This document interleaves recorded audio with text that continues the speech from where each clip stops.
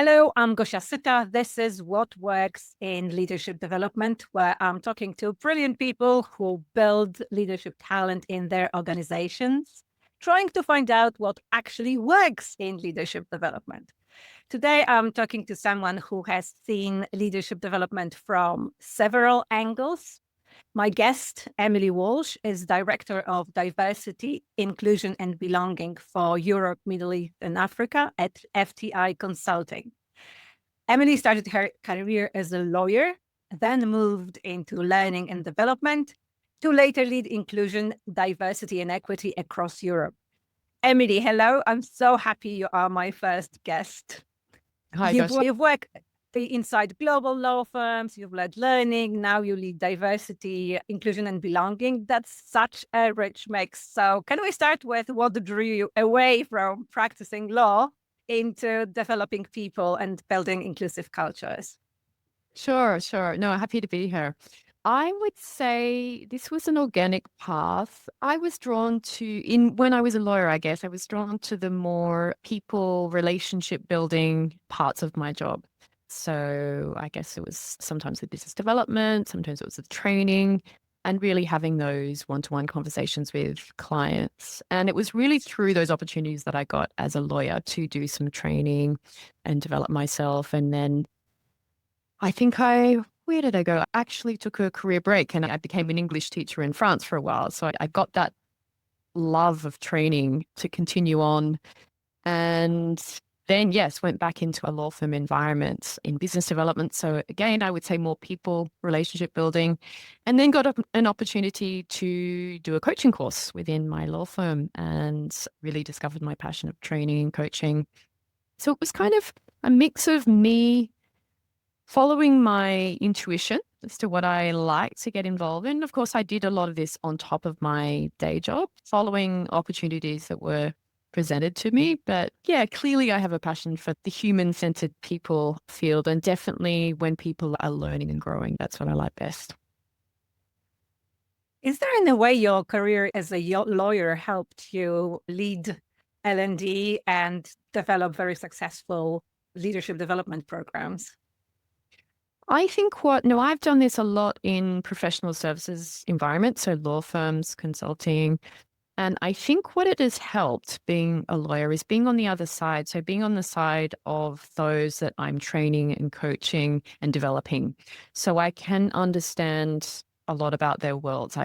Not them, but it does help to really have a good understanding of how time pressured a lawyer is, how they are servicing the client pretty much every minute of their day, how the stress levels can be very high, how they also have this need to develop and grow and be inspired. So I think it definitely has grounded me there, not getting too carried away with myself and my own ways of doing things, but really trying to put myself in the shoes of those that I am coming into a space of development with. So important, isn't it, to really understand your audience, your participants' world and how they function in it. And once you get them, you know how to really help them. So when you look at the programs that you have developed, career advancement, leadership development, are there any that stand out? And if there are, what do they have in common? Why were they successful? Yeah, I have a couple in mind. There's a couple of sort of leadership programs that we have run that have been, why they were successful, I would say they really took into account the human aspect. So even though these were programs that were for leaders or involved leaders, they also looked at what leaders want to do as human beings, as people. It might be they want to leave their legacy. It might be they want to grow as in having presence. It might be that they want to give back and create a fairer workspace. So I would say that linking the programs to, let's say, the values and who the leaders are as people was definitely one element. Another was really having a mix of different learning styles and different ways of learning. So leaders definitely want, in my experience, they like that opportunity to have one-on-one work. It might be coaching, it might be one-on-one sparring with someone who's running a program or a trainer. that helps them, gives them that confidential space where they can really work on their own challenges and things. But then what also works is putting them with their peers and opening up these safe spaces where they can be a little bit vulnerable with each other and share experiences. So it's not all about throwing content at them, but rather the content grows and intuition and insights come about when the group is discussing together in a safe environment. So I would say it's that mix of peer learning, individual safe space, one-on-one learning with someone who's a credible coach or aspiring partner, let's say an advisor. And then there's an element of doing. So I'm a big fan of anything that gets leaders a little bit out of their comfort zone. It might be role playing, it might be getting them to talk about their vision in front of their peers for their team, for example, something that rather than them sitting back and critiquing content, it's putting them in the experience. And then in that more vulnerable space, that tends to bring about the learning by doing. But it's a mix of different styles. So I'd say in terms of what success looks like, for me, success is a mix of the sort of, let's say, if we want to define it, quantitative and qualitative aspects. So quantitative, we like to see that our leaders we measure things in terms of 360 reports, and they're getting better scores from their team, even from their stakeholders around things that they want to work on. So there'll be a quantitative element of that. It might be some people are moving up in the chain. They might be being promoted, getting leadership positions, other leadership positions. But also, I think there's a really big element of the qualitative. So just looking and seeing the leader in their behavior improving. It might be presence, it might be connection with team. So again, there are some things that we can't always measure really accurately, but we can see it, we can feel it with a leader. So it's a mix of both, I would say, in terms of the measuring success. And we also look to stakeholders. They play a big part in that. They will also be observing those leaders to see that their investment in the leadership program was worth it. So we might get, for example, the leaders to present in front of their biggest stakeholders. So yeah, that's essentially it. It sounds like such rich programs that encompass coaching, training, peer-to-peer learning, and I gather that they go on for quite a few months. So my question is, how do you keep the participants engaged and excited and turning up at those coaching sessions and training workshops? I know that lawyers, I've worked with lawyers myself, are notoriously busy. So how do you keep that energy up throughout the program? Yeah, it's a really good question. I think it's rather not unique to lawyers, but I do think lawyers, because of that, the billable hours that they're on and having to, client being first and foremost a priority. I think it's a combination. I will be very close to the participants in programs. So I'm one-to-one contacting them. I'm finding out what's going on in their world.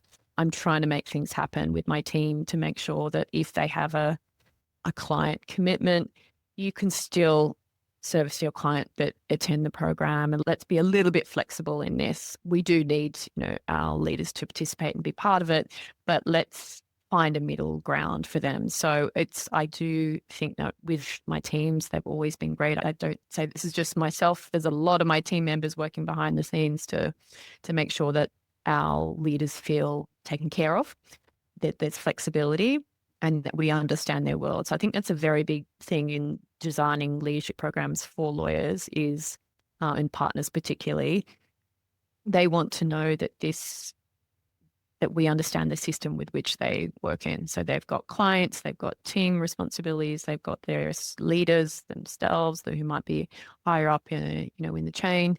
They've got several obligations. So I think making sure that we design the program also knowing and taking into account all of those elements, then they're more motivated to do the program and to attend the sessions because it's something very different to their daily life. So it has to be, as in, something that they need to work on, but they're not finding that in their daily life in the doing. So, and I guess the last thing would be, it has to be a bit creative and innovative. It has to be something that sets them alight. If it's just a standard program with some interesting content, but not very engaging, they're going to find many excuses not to do this. So it's got to be something that really sets it. There's got to be moments where there's intuition that they use, there's excitement, there is some insights that they get that they didn't have in their daily job. And I think we, as trainers, as coaches, as facilitators, as designers of training, need to be aware that we are seen as the experts in this field, but equally we're also learning. So we have to be fluid with the content, with the sessions. So we might get the leaders there and they might have had a really interesting session the last time, but it might be that something has happened in the business. Maybe the global CEO is resigned or something, and we need to completely pivot this session. And that's where I feel good trainers and program managers will be able to do this and create a safe space for the leaders. And maybe it's a completely different session that we run. So again, yeah, there's multiple factors there, but with leaders particularly, and lawyers, I would say, in a law firm environment, it's just being adapting to the world and being very flexible at the same time. And agile, the word of the day. Yes, because it's very diverse is what I will say. It's not one size fits all for lawyers. I mostly design programs and train and coach people from very different backgrounds, from also different countries, might be doing the training in their second language. That's something I'm aware of, living in a country where it is my second language. I live in France. I'm an Anglophone. So just really being aware of the diversity that's in the room and not having a one size fits all. So having a little bit of flexibility there as well. What I find with not just with lawyers, but with lawyers, it was striking at one point that community is such a big part of those programs, isn't it? Yeah. When people get together and realize, oh, it's not just me who has this problem, it's other people. Sometimes it's people much more senior than myself. I remember this activity we had where one of the senior partners shared that he gets really anxious before big presentations, and the group just couldn't believe it. And then it was like a collective sigh from all the participants, and they were like, oh my God, if he gets anxious, I can totally get anxious too. I love this human bonding element. Me too. That's training. Probably one of the best parts, and the parts I enjoy the most out of the leadership programs is this kind of community building. And that can happen in the learning session, in some of the social activities. I'm talking about an in-person session here, but once those relationships are built, it can carry online as well. But that sharing of experiences, and that's where I think as facilitators, as trainers, as designers of training, we need to remain flexible, because sometimes you will facilitate a space, but then the discussion will go into a really interesting direction, which we couldn't have predicted because we're not necessarily working in their worlds. But the learning happens between peers, and something like a really impressive senior leader saying, I get really nervous before presentations, is quite energizing and motivating for a leader who is probably less confident now in that space. It makes it, as you say, very, very human. And I think the more that you can create those spaces and not over curate it, the better the community builds. This is one of my biggest learnings as a trainer, to be honest. Not over curating. I used to panic when discussion Me too. got long, and I was looking at my notes like, oh my God, I can't. We need to get going because there is so much I want to share with you. But now I'm like, yeah, this is way more important. People actually care about and are interested in than what I would like to give. Totally agree. And I'm let's say a past over planner. And when I first came into the training space and the developing of programs, I just over curated, over planned, over even scripted sometimes things. I don't necessarily work with scripts anymore. I even come with my content, and I'm willing for that to be changed a bit. And I think there's nothing worse for people when you come into a space and you rigidly apply what you want to do rather than listening. I think listening skills are incredibly important as a trainer, as a program manager, to just be, even the conversations you have throughout, it might be a 3-day program, for example, that you have in the corridors and things, at the coffee break, to really gauge what people are thinking and feeling. So just it's body language, it's a kind of energy in the room. So being alive to that is also really important, and sometimes more important than the content itself. The content is designed to facilitate learning, but it shouldn't be put on a pedestal. It's the people that count. Is it also the case in your programs? Have you ever changed programs slightly based on what you've seen happen in training rooms, in coaching sessions, in those conversations in corridor? Yes. The first time I did that, that was very unnerving for me, because you go in sometimes with a almost blank canvas. I remember one time it happened where a senior leader wanted to completely revise our approach to a big module that we had. Now that was quite frightening for most of us program managers, and there was some negotiation that had to go on. But in the end, I'm glad, because this is also a stakeholder that we're listening to. Now we came to a compromise. It was also us sharing what probably would work and wouldn't work. But you have to get creative on the spot. And that is scary, but also that risk is a bit exhilarating. When it comes off, there's more reward there. And you train that skill of being agile, like you say, and almost designing on the spot and being in the moment. So we didn't actually know, we hadn't really pre-prepared that session, but we all had to be, and we came together as a team, we all had to be there and very present in the session to make sure that it ran well. But it can be done. And it's such a great skill in this day and time, isn't it? When things are moving so fast, to keep up with the pace of things. Yes. I do love a bit of prep, gosh, if I can. I would definitely, I almost would prefer to have the preparation, but equally, I've probably had a more rewarding experience sometimes when we have developed on the spot. So presence, I would say, is probably one skill I've developed. Presence, listening skills. These weren't always my strong points when I first started out in this. But yeah, and being a coach, I think, has helped develop that, not feeling the need to talk so much. And that brings me to challenges that I bet you've had along the way with the programs. Can you think back and tell us what were the stumbling blocks along the way and how you overcame them in terms of program development, delivery, or participant engagement, anything that happened along the way? Many.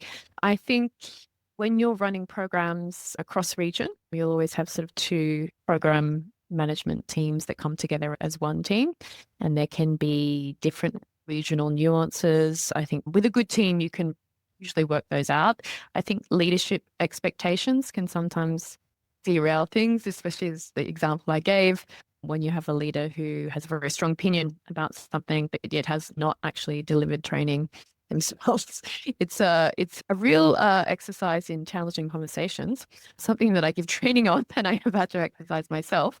So I'll say that also is a challenge. We've had also in our in-person training programs, we've had strikes, big national strike, transport strikes, so where we've had a brilliant team that has had to completely reorganize travel and participants coming. So again, agility really, really comes into it. I think relationships definitely count. That's when you know if you've got good relationship with your team, and I've been really lucky to work with very hardworking, creative people who were very solutions oriented. So I really appreciate that in a program team, organizational team. And I think that helps no matter what the expectations are from stakeholders, what changes happen, what strikes happen. If you have that trust within the team, and you can get through almost anything. So yeah, and that's also a very bonding moment for us as well as a team. So yeah, some of my best moments were overcoming these types of challenges. But yes, it makes us grow stronger, I think. Absolutely. You've mentioned dealing with senior leaders when developing or delivering programs. Let's take a step back. This is a question that I get from many of my clients who are wondering how to get buy-in for a certain program that they want to launch in their organizations. How do you normally go about it? How do you get senior leaders to say yes to a training program? Many one-on-one conversations, and sometimes in a group situation. But I do find you should never take that lightly, the buy-in side, because that will be crucial to your program running well and even the participants buying into it. So it's really looking at almost mapping who are your stakeholders, who are the important people. And this is, I'm not just talking about senior people either. I'm talking about those that may be more junior than you, that may be needed in putting the program together. So looking at getting their feedback on what works, what doesn't work. I think that buy-in, I also think that when it comes to leaders and getting approval for budgets and to do the thing, run the program, data does help. So really looking at what's the need here? Why are we doing this program? And it might be, anything around leadership scores. In terms of 360s, it might be feedback from the business and engagement surveys. And there are many ways you can measure leadership skill levels. It might be attrition. There might be many things that we look at. But I do find that, again, both quantitative and qualitative. So just sometimes you'll hear just a lot of verbal feedback. It might be around management skills or, let's say, sponsorship skills or these types of things that are maybe lacking. So I think really it's getting the buy-in by relationship building, but also having some data to back it and having a real sense of why this program is necessary. And I think once the program, is in place, we need to be able to show the ROI, so the return on investment. So being very clear with the leaders about how you're going to measure that, because they'll be very interested in that, given that they're probably footing up some of the budget for that. Yeah. Speak to the brain as well as the heart. And probably the decision will be made by the heart, but it helps to have that brain evidence put in front of them in any case so that they think they've come to an intellectual decision. But I often find that the heart side will actually get it over the line, but it cannot be just your top leader that you go to. You need a lot of stakeholders involved. It might be certain committees. You need that kind of buy-in, because if you have some negative, let's say, gossip or talk about your upcoming program, this is also not going to serve you. So you need to be able to speak to that. It may be that some people disagree on ways of doing the program, but people need to know the why, without doubt. It's always valuable to see who influences the people who you would like to influence and see how to get you on their good side. So what do you think the future holds for leadership development with all the changes, AI? Now I'm seeing my clients going away from comprehensive leadership development and towards modular training where people dip into content. What are your thoughts on that? I am a big fan of using technology as a companion, as a partner, as a complement. And sometimes that can be a very big complement of leadership development programs. I still think with our leaders, there is a strong component of needing these human skills. And now we're being challenged even more with so much digital interaction. We've got the hybrid environments. You've sometimes got leaders who travel a lot, so they're not necessarily in person with their team, some of their stakeholders, as much as in the olden days, let's say. But those social skills still matter, and we might call them leadership skills, but a lot of it is around empathy. It might be around better listening skills, how to have these challenging conversations. There will be an element of needing to have influence. So how do we navigate that in the hybrid world with your team, with your leadership team? So I think those that can nail in the development programs that mix of the more technical skills with the very human skills. And again, there is still a big place, I think, for creating these safe spaces. And this can be online. We saw that in COVID, that it is possible. I'm not for 100% online if you have the option to have some in-person element, but being able to create those very human spaces where you, in inclusive spaces, I would say too, where you have people from, as I said, different countries, worlds, different backgrounds that can come together over common topics like this leadership, then I think that is still the future. I don't think it's going to be anything wildly different whilst you've got humans. Now, of course, we may have robots in the future that are in our leadership teams, and we will certainly have to adopt to that. I joke about that, but it's a reality that we are looking at now. And I think there's all sorts of things like virtual reality training and things that really, as I said, I think will help complement and also be more inclusive. So you might have, for example, a leader that is geographically very remote. We could run something with the team, a leadership team on virtual reality, which would give them an almost virtual experience. So I think that what we will see is this partnership, I would call it, or complement of using technology and still having that very strong human element. And I think the need for very human skills, social skills, will only increase because of our challenges of these hybrid environments, technology, and the like. The human skills are going to need to be trained in even more because, yeah, we have a lot more digital. Sometimes it can be interference in our world. So it's almost like we need to learn to socialize or upgrade our social skills. We're all learning together, but I think that will be the challenge for designers of training programs, trainers and coaches, as to how to bring that out of people without being patronizing. I think people do genuinely think they have good social skills, but it's like, how do we train that one in? It might be doing several things, including, working on technical skills, but how do we create those very social relationship building environments where people are working on the relationship building skills as well? Music to my ears. I'm totally with you on that. So your And expertise there. I'm also interested in your take on comprehensive leadership programs versus modular training. What do you think about that? Would you lean toward several month-long leadership programs that cover a lot of bases and have a beginning and an end, or modular offering where people dip into training to grow the skills that they think they need? I don't look at it as an one or the other. I think modular training can have its place within a specific need, and it's time sensitive and it's individual. I think that can work very well.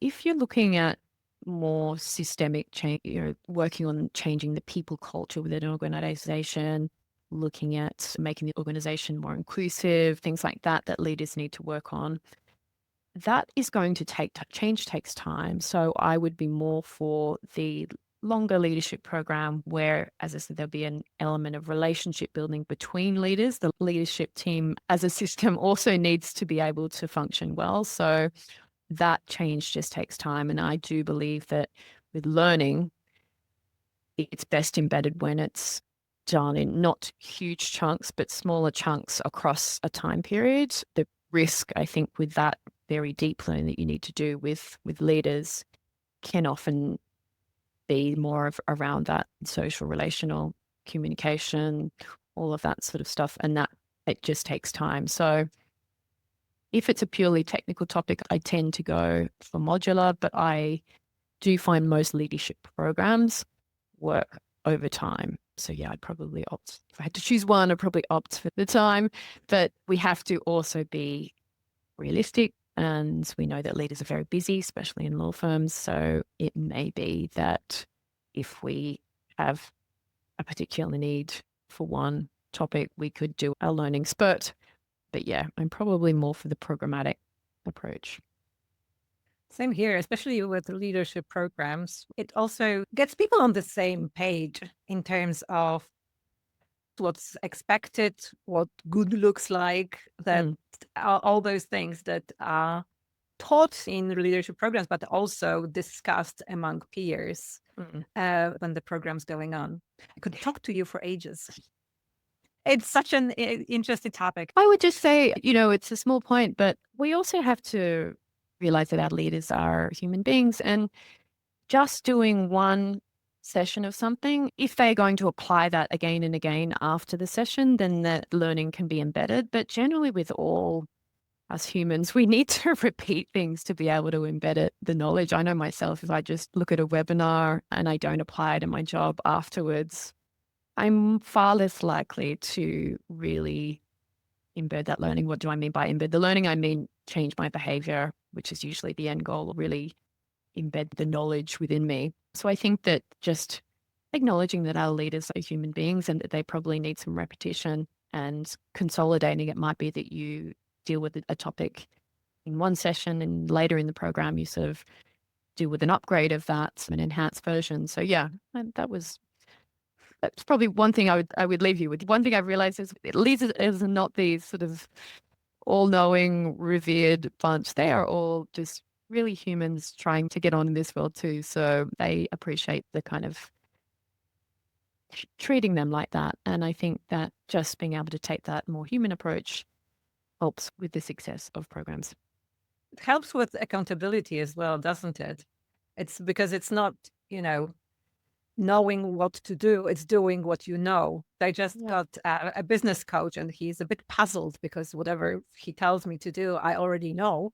But the value is in him pushing me to do what I know I should be doing anyway. And So framing it. Yeah, absolutely. So what are the 3 top tips we would give to someone developing a leadership program? You've given us a lot, but 3 top tips that you would like people running leadership development programs to remember.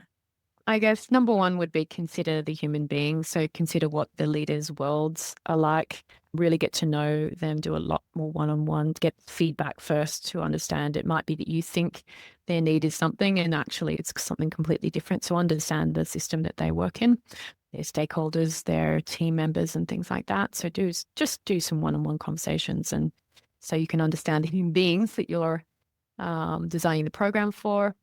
I think the buy-in is really important. So again, it's relationship building. Make sure that you know what the need is, but equally what the expectations are from people who might be sponsoring the program. And I think also stay agile. So design your content, design your structure, get feedback and, discuss it with others. Make sure it's not just you coming up with the ideas, but equally in the program, even in the program, be alive with your listening, with your sensing to understand how this program is fitting. If it's not, it's discuss with your program managers and coordinators, everyone in the team, and really think about what changes can we make to make this more resonant with the human beings that have come to us and taken out, a lot of their busy time to be with us. Thank you so much, Emily. One last thing before we wrap up. I'm going to invite to these chat people who develop leaders in different industries. And I was wondering if you've had any question that you would like to leave for our next guest on the series. Yes, I'm very curious as to how they are embedding technology into their learning. And I don't just mean digital learning. I mean, I'm curious about any innovative ways that they are working with technology. Thank you so much, Emily, for sharing your work. I'll tag you, Emily, in that post so everybody can follow what you're up to. And everybody on LinkedIn, if you are running something similar in your organization's leadership development programs, I'd love to hear about it. Thank you so much, and see you all next week. Thank you.